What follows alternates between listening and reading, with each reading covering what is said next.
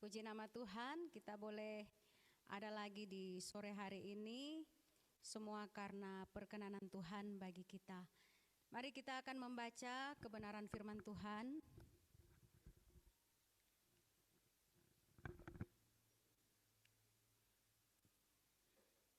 Yang terambil di dalam kitab Keluaran. Kitab Keluaran pasal 29. Kitab Keluaran pasal 29 ayat 38 hingga ayatnya yang ke-46. Saya akan membaca dan Bapak Ibu Saudara dapat menyimak pada Alkitabnya masing-masing. Demikian firman Tuhan. Inilah yang harus kau olah di atas mezbah itu. 2 anak domba berumur setahun tetap tiap-tiap hari. Domba yang satu haruslah kau olah pada waktu pagi, dan domba yang lain kau olah pada waktu senja. Dan beserta domba yang satu, kau olah 1/10 eva tepung yang terbaik dengan minyak tumbuk 1/4 hin, dan korban curahan dari 1/4 hin anggur. Domba yang lain haruslah kau olah pada waktu senja, sama seperti korban sajian dan korban curahannya pada waktu pagi, harus engkau mengolahnya sebagai persembahan yang harum, suatu korban api-apian bagi Tuhan. Suatu korban bakaran yang tetap di antara kamu turun-temurun di depan pintu kemah pertemuan di hadapan Tuhan.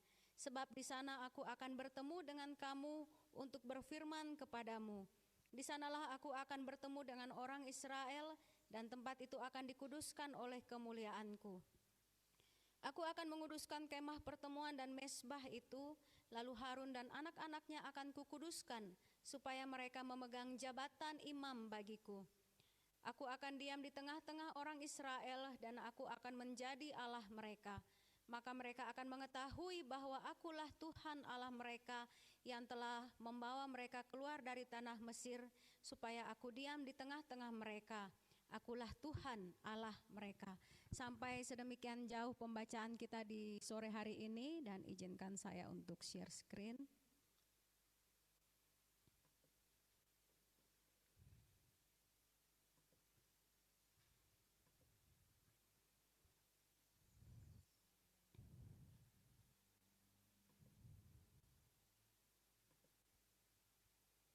Bapak Ibu Saudara yang dikasihi oleh Tuhan Yesus Kristus, tema kita adalah maka mereka akan mengetahui bahwa akulah Tuhan Allah mereka.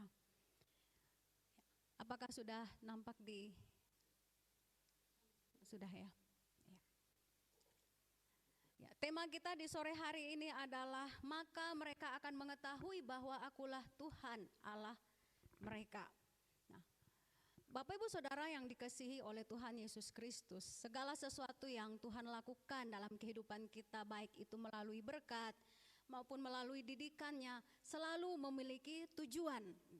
Salah satu tujuan terbesar dari karya Tuhan ini adalah supaya kita manusia mengenalnya. Itulah sebabnya kita juga bisa membaca di dalam beberapa bagian di Alkitab, ada kata-kata maka mereka akan mengetahui bahwa akulah Tuhan. Ya. Ketika Tuhan memberikan hukuman kepada Mesir, ya.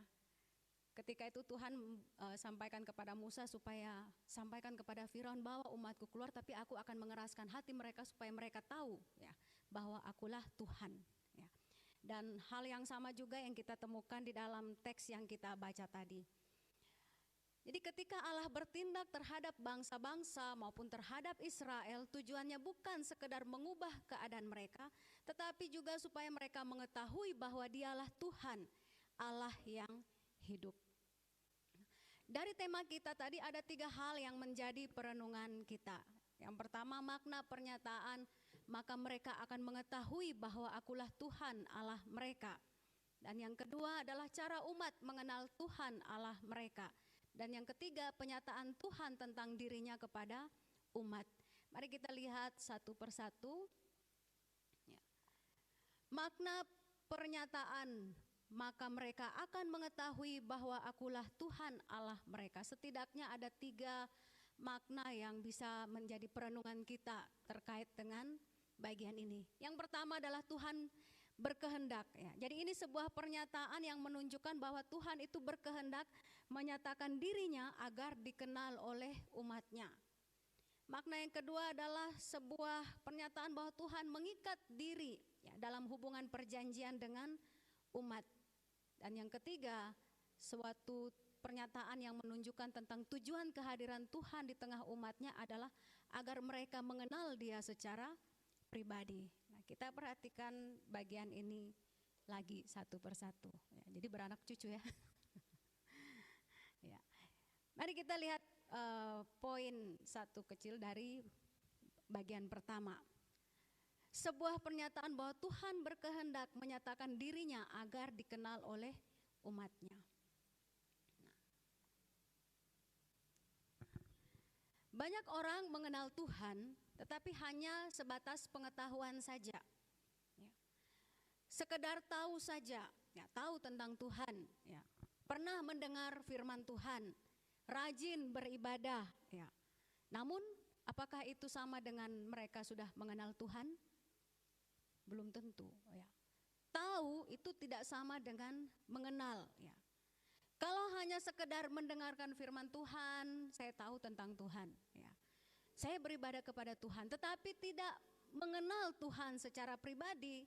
Nah, ini berarti belum dapat dikategorikan sebagai mengenal Tuhan. Ya, hanya sekedar tahu saja, dan tahu itu berbeda dengan mengenal. Ya. Ada perbedaan antara mengenal dan mengetahui. Ya. Contohnya mengetahui seorang tokoh. Saya tahu siapa Presiden Indonesia, ya. Di sini juga pasti tahu siapa Presiden Indonesia kan? Tahu siapa namanya? Ya, tahu nama beliau, Prabowo, ya. Pernah melihat wajahnya? Pernah. Dari mana? Dari TV, ya, dari medsos. Pernah dengar pidatonya? Pernah. Apakah itu berarti kita sudah mengenal Pak Prabowo? Ya. Kita hanya tahu saja, ya. Hanya tahu. Saya dan saudara hanya tahu, tetapi kita tidak mengenalnya secara pribadi, ya. Saya tidak memiliki hubungan dekat dengan beliau. Nah, sama halnya juga ya dalam hubungan kita dengan Tuhan. Ada orang yang hanya sekedar tahu, tetapi tidak mengenal Tuhan secara sungguh. Nah, mengenal Tuhan, ya. Mengenal Tuhan kalau kita baca dalam ayat 46 tadi. Ini merupakan sebuah tujuan penting. Ya. Maka mereka akan mengetahui bahwa akulah Tuhan Allah mereka. Kalimat ini bukan sekedar penutup satu peraturan mengenai korban bakaran yang diungkapkan di dalam teks ini. Ya. Kalimat ini menyatakan tujuan Allah bagi umatnya. Maka mereka akan mengetahui bahwa akulah Tuhan Allah mereka. Mengapa Tuhan memerintahkan korban bakaran setiap pagi dan sore, ya, senja? Itu harus dilakukan tetap tiap-tiap hari, terus menerus. Kenapa harus melakukan itu? Supaya umat benar-benar mengenal Dia. Nah, kata mengenal dalam teks asli, kalau dalam teks yang kita teks Ibrani itu menggunakan kata weyadu, ya, yang berasal dari akar kata yada. Nah, kata yada ini bukan sekedar mengenal secara intelektual, tetapi melalui hubungan dan pengalaman pribadi. Ya. Hubungan yang akrab dan pengalaman pribadi. Bahkan kata ini juga digunakan untuk menggambarkan hubungan suami istri. Nah, ini memberikan satu pengertian kepada kita bahwa Allah menghendaki umatnya memiliki hubungan yang hidup dengannya. Memiliki hidup yang selalu ada dalam persekutuan dengannya. Bukan sekedar mengetahui informasi tentang Dia, tetapi ada dalam hubungan dengannya. Dan pengenalan akan Allah selalu dimulai dari Tuhan Allah sendiri, bukan dari manusia berdosa dan terbatas. Jika Allah tidak menyatakan dirinya, maka tidak seorang pun yang dapat mengenalnya. Nah, kita ingat tentang prinsip ketika Tuhan menciptakan manusia, ya. Tuhan menciptakan manusia, Tuhan memberikan roh kepada manusia sehingga manusia itu menjadi makhluk rohani. Kenapa? Supaya manusia bisa bersekutu, berbicara, menikmati Tuhan, hidup bersama dengan Tuhan. Ya. benar-benar ada dalam hubungan dengan Tuhan. Karena dengan itu mereka dapat mengenal Tuhan, ya. Dan mengenal Tuhan ini penting di dalam hidup kita. Ketika kita ada dalam hubungan yang benar dengan Tuhan, kita mengenal Tuhan, itu juga membuat kita dapat mengenal siapa diri kita di hadapan Tuhan. Siapa kita? Kita bukan siapa-siapa tanpa Tuhan, ya. Mengenal Tuhan membuat kita juga untuk hidup seturut kehendak-Nya, ya. Taat pada firman-Nya, taat pada kehendak-Nya, taat pada rencananya, semakin hidup berkenan kepada Tuhan. Nah, maka menjadi pertanyaan penting bagi kita, apakah saya sudah mengenal Tuhan ataukah saya hanya tahu tentang Tuhan? Nah, ini menjadi sebuah pertanyaan perenungan di dalam kehidupan kita. Yang kedua, makna dari pernyataan maka mereka akan mengetahui bahwa akulah Tuhan. Ini sebuah pernyataan, ya, yang menunjukkan bahwa Tuhan itu mengikat diri dalam hubungan perjanjian dengan umatnya, ya. Masih dalam ayat yang ke-46 dikatakan di situ, akulah Tuhan Allah mereka, ya. Supaya mereka mengetahui, supaya mereka mengenal bahwa akulah Tuhan Allah mereka. Ini berbicara tentang apa? Hubungan perjanjian, ya. Dan Tuhan adalah Allah yang tidak berada jauh di singgasananya, ya. Allah yang dahsyat, Allah yang besar itu adalah Allah yang kudus, tetapi Dia juga adalah pribadi yang berkenan mengikat dirinya dengan umatnya. Dan Tuhan berkenan memilih Israel menjadi umatnya dan menyatakan bahwa akulah Tuhan Allah mereka, ya. Hubungan perjanjian ini dibangun bukan oleh manusia, tetapi oleh kasih karunia Allah sendiri. Karena itu Tuhan Allah memerintahkan agar kurban bakaran itu dipersembahkan setiap pagi dan petang. Ini menjadi sebuah tanda bahwa hubungan perjanjian itu harus terus dipelihara. Dan kalau kita membaca di teks ini pada ayatnya yang ini Alkitab saya, ya, ayat yang ke-40, ya. Apa saja yang harus mereka persembahkan, ya? Ada anak domba berumur 1 tahun. Bayangkan setiap pagi dan sore, ya, petang. Yang dibawa itu apa? Anak domba berumur 1 tahun. Berarti 1 hari berapa ekor domba? 2, ya. Dibayangkan aja setiap hari loh itu. Diolah dengan 3,6 liter, ya, tepung yang terbaik, ya, dengan minyak tumbuk, ya, zaitun, minyak zaitun 1,5 liter dan anggur 1,5 liter. Ini tiap pagi dan senja, petang. Haruslah dipersembahkan sebagai persembahan yang harum, sebagai kurban api-apian bagi Tuhan. Dan korban-korban ini diberikan setiap pagi dan senja, setiap hari, terus menerus, demi kesejahteraan seluruh umat, sebagai pendamaian atas dosa-dosa mereka dan juga sebagai pengakuan kepada Allah atas kasih setia yang mereka terima dari Tuhan Allah setiap hari, ya. Nah, bagaimana dengan kita? Ya, kita bersyukur bahwa kita hidup di zaman anugerah ini, di mana Kristus itu oleh darahnya yang tercurah merupakan darah perjanjian yang mengikat kita kepada Bapa. Sehingga kita yang percaya dan menerimanya sebagai Tuhan dan penyelamat hidup kita, kita adalah umat perjanjiannya. Sehingga tidak perlu lagi kita membawa domba pagi, sore, habis itu domba-domba di kandang, ya. Tapi kita bersyukur oleh anugerah Allah dalam Kristus Yesus, oleh darahnya, darah perjanjian itulah yang membuat kita diperkenankan oleh Tuhan menjadi umat perjanjiannya, ya. Dan yang ketiga, makna maka mereka akan mengetahui bahwa akulah Tuhan Allah mereka. Yang ketiga adalah sebuah penegasan bahwa tujuan kehadiran Tuhan di tengah umat adalah agar ia dikenal oleh umatnya. Tuhan hadir dan menyatakan dirinya kepada umat, menunjukkan bahwa apa? Ia ada, ia dekat. Ia menyatakan dirinya untuk kita kenal, ya. Itu sebabnya perlu menikmati hubungan persekutuan dengan Tuhan. Ya. Jadi kalimat ini, maka mereka akan mengetahui bahwa akulah Tuhan Allah mereka. Sekali lagi, sebuah penegasan bahwa Tuhan itu ada bersama dengan mereka. Supaya mereka tahu hal itu dan menikmati hubungan persekutuan itu sehingga semakin mereka mengenal Tuhan. Nah, ini bagian yang pertama. Nah, kita lihat bagian yang kedua. Bagaimana supaya umat itu dapat mengenal Tuhan Allah mereka, terdapat dalam ayat 38 sampai 42. Ya. Setidaknya ada 3 sarana yang Tuhan pakai untuk umat Tuhan ini mengenalnya.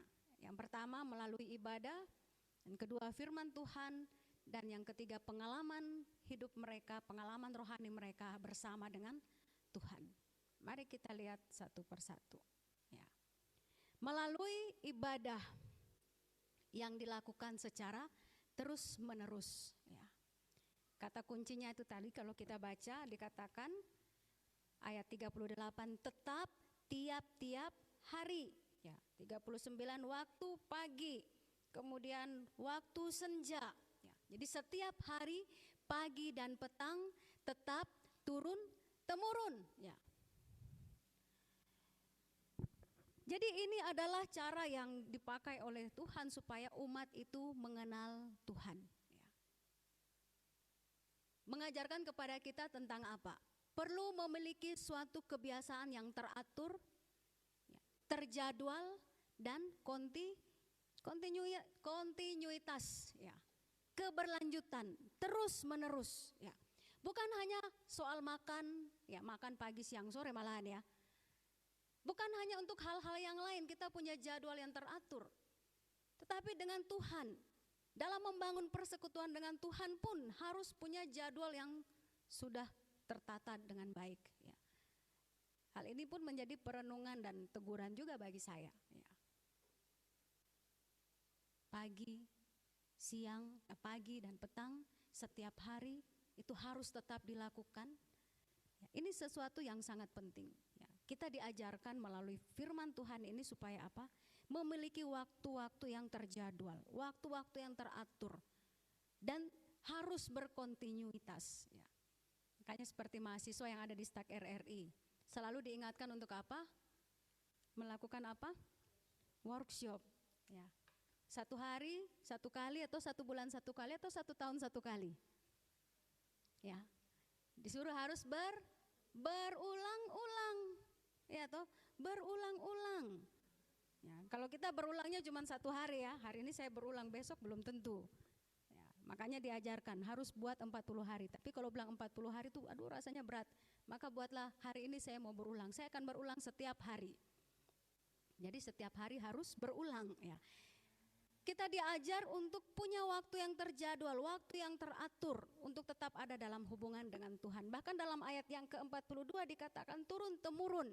Ini menunjukkan kepada kita bahwa hal yang kita lakukan ini, ibadah yang kita lakukan ini tidak hanya pagi dan petang setiap hari, tetapi itu pun harus kita teruskan kepada anak cucu sehingga mereka pun memiliki kebiasaan ini. Ya. Turun-temurun dari generasi ke generasi, kebiasaan ini harus disampaikan kepada mereka. Sehingga bukan hanya kita, tetapi generasi penerus kita pun ada di dalam jadwal ini. Ya. Yang teratur ini. Ya. Yang berulang-ulang ini. Ya. Yang berkesinambungan ini. Ini hal yang kedua, hal kedua tentang cara Tuhan memakainya supaya kita bisa mengenal Dia, yaitu melalui ibadah yang dilakukan secara terus menerus. Ya.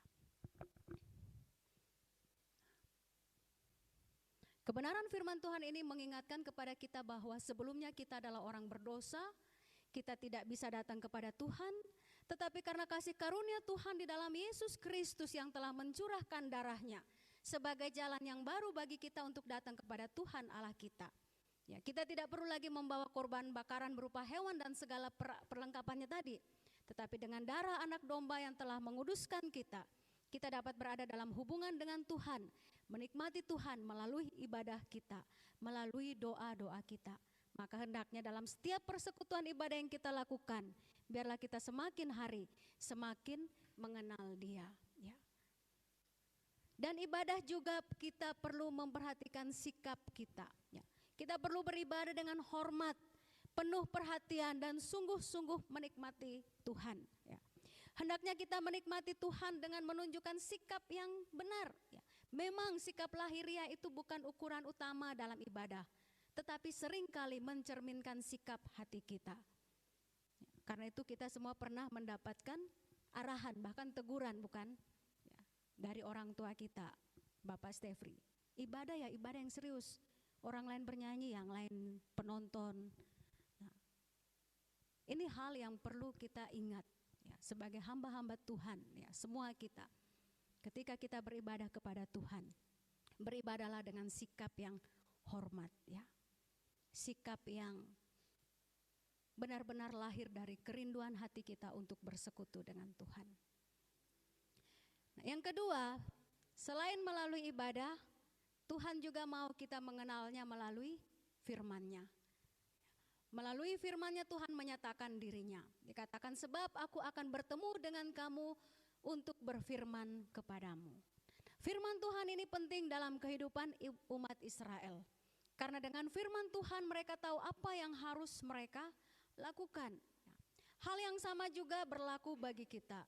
Melalui firman Tuhan kita mengenal Tuhan. Melalui firman Tuhan kita tahu apa yang menjadi rencana Tuhan. Melalui firman Tuhan kita tahu apa yang menjadi kehendaknya bagi kita. Sehingga kita tidak salah melangkah. Kita tidak berjalan mengikuti apa yang kita kehendaki.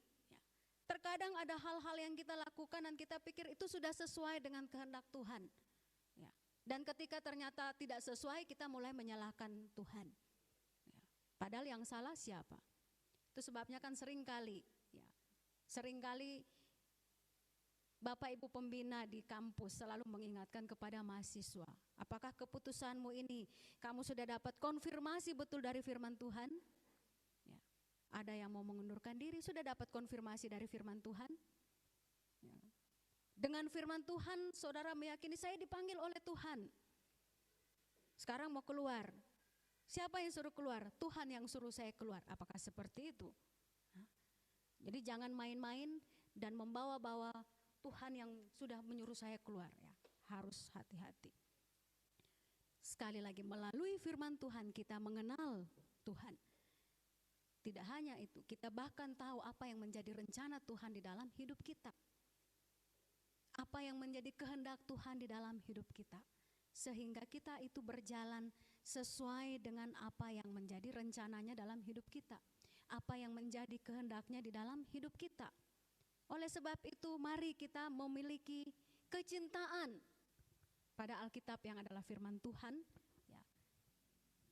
Cinta pada firman Tuhan dengan menanamkan di dalam diri kita, saya mau rutin baca Alkitab. Ya. Bacalah secara berurutan. Ya. Apalagi ini hamba-hamba Tuhan ya. Kita semua adalah hamba-hamba Tuhan. Baik mahasiswa, dosen, ya mahasiswa yang sedang diperlengkapi, setidaknya jangan tunggu sudah lulus baru khatam ya. Paling tidak 1 tahun 1 kali khatam baca Alkitab ya. Supaya jangan ditanya itu ayat yang Tuhan adalah gembalaku di sebelah mana ya. Oh kayaknya ada di Kejadian ya. Nah, menumbuhkan cinta membaca Alkitab. Itu yang kedua. Dan yang ketiga, melalui pengalaman hidup bersama Tuhan, ya. Melalui pengalaman hidup bersama Tuhan yang menyertai dan memelihara umat. Ini adalah cara yang Tuhan pakai supaya umat itu mengenalnya. Ya.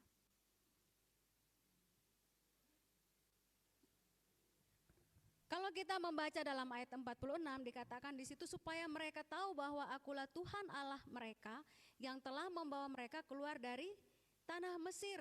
Ya. Jadi mereka punya pengalaman bagaimana Tuhan itu membawa mereka keluar dari tanah Mesir. Ya. Punya pengalaman bagaimana Tuhan itu menuntun mereka. Punya pengalaman bagaimana Tuhan memelihara mereka dengan memberi mereka makan, dengan memberi mereka minum. Ya. Bahkan melalui didikan Tuhan. Ya.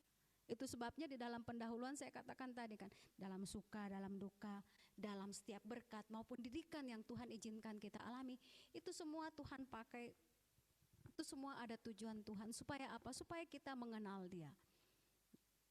Melalui ibadah, melalui firman Tuhan, melalui pengalaman hidup kita bersama dengan Tuhan.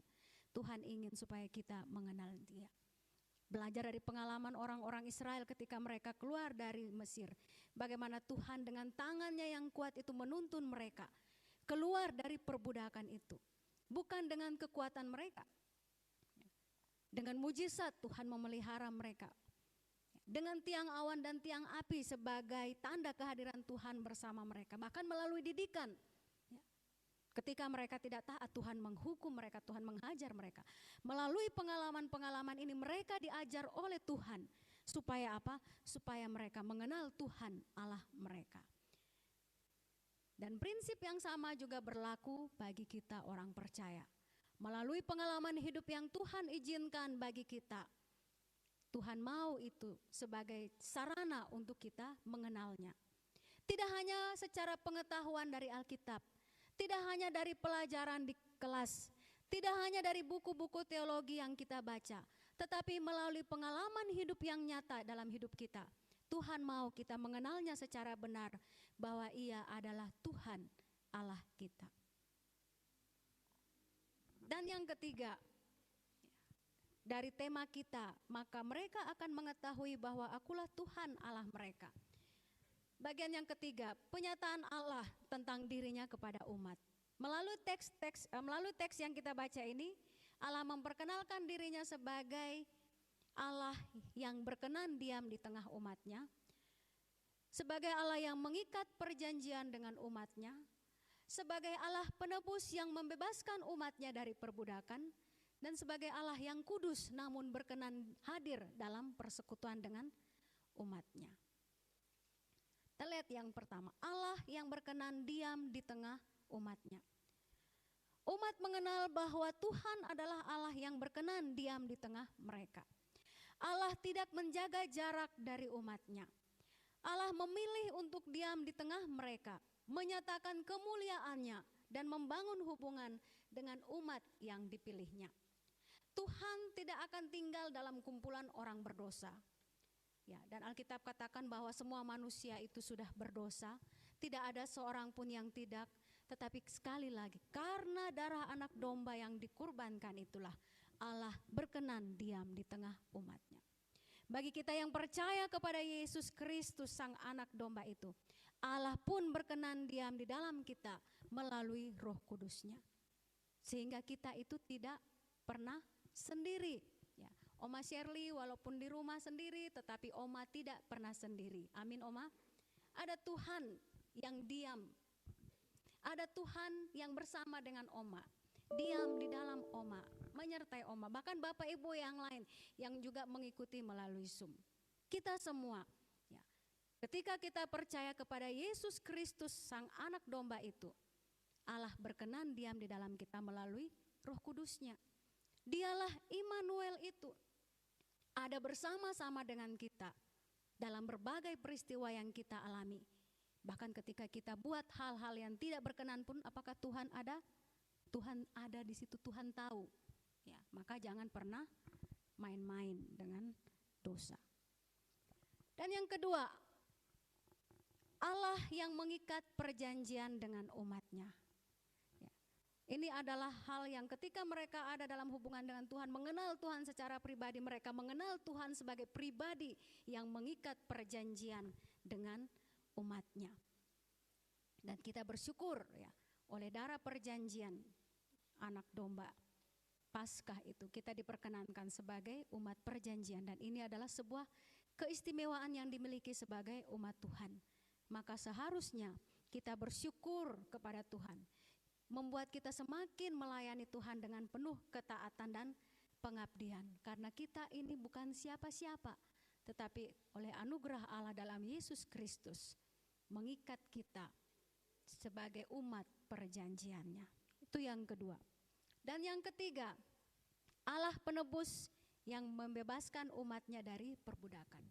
Allah mengingatkan bahwa Dialah yang telah membawa Israel keluar dari tanah Mesir.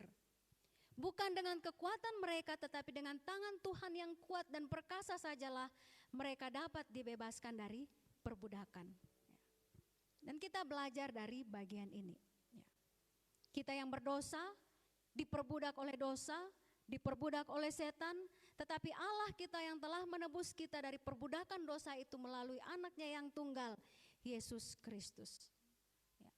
Mengenal Allah secara pribadi yang telah menebus kita dari perbudakan dosa, hendaknya membuat kita menyadari bahwa kita berharga bukan karena kitanya, tetapi karena Ia telah menebus kita. Ya. Maka jangan main-main dengan dosa, ya, karena kita sudah dibebaskan, sudah ditebus oleh Tuhan, maka jangan lagi kembali untuk menjadi budak. Ya. Segala sesuatu yang menguasai kita hingga menjauhkan kita dari Tuhan itu dapat menjadi bentuk perbudakan yang baru. Ya. Hal-hal yang menjadi kebiasaan yang akhirnya mengendalikan hidup kita, termasuk kecanduan permainan, kecanduan media sosial dan hal lainnya yang mengambil tempat Tuhan dalam hidup kita, itu adalah bentuk perbudakan yang baru. Ya. Maka sekarang waktunya bagi kita meminta Tuhan membebaskan kita dari berbagai hal yang mengikat. Alamilah Tuhan sebagai pribadi yang menebus kita. Bukan hanya tahu, ya saya tahu Tuhan menebus, tetapi kita masih terikat, berarti kita hanya tahu tentang Tuhan. Kita belum mengalami pengenalan yang benar. Kita belum mengalami bahwa Tuhan itu membebaskan kita. Maka biarlah firman Tuhan sore hari ini mengingatkan, menegur kita. Sekarang waktunya, ya, buka hati, minta Tuhan untuk tolong bebaskan kita dari bentuk-bentuk perbudakan yang dipakai oleh setan ini. Dan yang keempat, Allah yang kudus, ya. Hal yang mereka kenal dari Allah adalah bahwa Dia pribadi yang kudus, namun berkenan hadir dalam persekutuan dengan umatnya. Mereka mengenal bahwa Tuhan adalah Allah yang kudus. Ya. Allah yang kudus dan manusia yang berdosa tidak akan pernah bisa bersama. Tetapi sekali lagi melalui kurban persembahan yang diberikan pagi, siang, turun-temurun, korban darah itu, Allah berkenan hadir dalam persekutuan dengan umatnya dan berdiam di antara mereka. Melalui bagian ini kita belajar bahwa di tengah dunia yang semakin jahat, kekudusan hidup merupakan sebuah hal yang langka. Hendaknya kita senantiasa menjaga kekudusan hidup di hadapan Tuhan, sehingga dimanapun kita berada, kita hadir sebagai saksi Kristus. Sebagai penutup, kiranya tujuan Tuhan bagi Israel juga menjadi tujuan Tuhan dalam hidup kita hari ini. Ya. Tuhan tidak sekedar menghendaki kita itu menjadi orang yang rajin beribadah atau mengetahui banyak tentang Dia. Yang Tuhan kehendaki adalah agar kita benar-benar mengenalnya. Yang Tuhan kehendaki adalah agar kita hidup dalam persekutuan dengannya, menikmatinya, menikmati hadiratnya, menaati kehendaknya tiap-tiap hari. Biarlah melalui seluruh hidup kita, firman Tuhan ini terus tergenapi. Maka mereka akan mengetahui bahwa akulah Tuhan Allah mereka. Amin.